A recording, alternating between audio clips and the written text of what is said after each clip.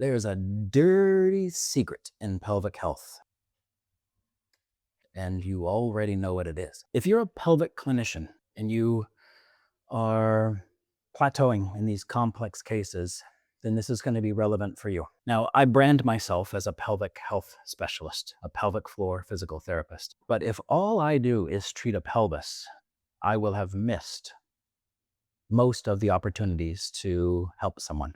Siloing treatments to just the pelvis is a problem. And that statement is a bit controversial in our field, and it should not be. Pelvic floor work is orthopedic work. Orthopedic work is pelvic work. And we have to treat the whole body. Now, I treat men with pelvic floor problems all the time and have done so for a long time. And I say this to you because it's just something I've seen for coming up on now decades of practice. If I called myself a shoulder specialist and every patient that came in, I did a detailed, thorough examination of only their glenohumeral joint, and I only treated the glenohumeral joint, what would my outcomes be as a shoulder specialist? Terrible. This is not revolutionary. Okay, fine. Calm down, Chad, calm down. What if instead of only treating the glenohumeral joint, I only treated just the scapular and shoulder girdle?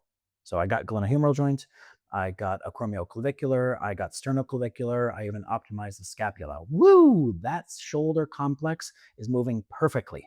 If I only treated those things I just said, what are my outcomes going to be as a shoulder specialist?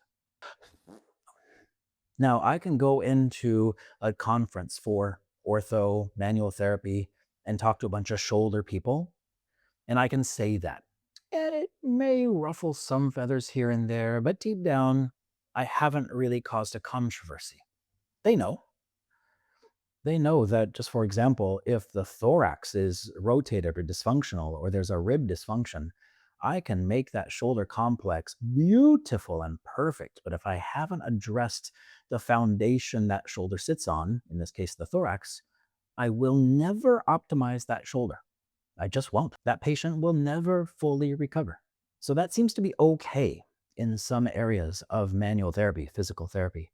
When I go to these conferences for pelvis, unfortunately, and this may not be such a popular thing to say, all we talk about is the pelvis. And to the credit, oh man, some of y'all are outrageously knowledgeable about pelvises. It's incredible.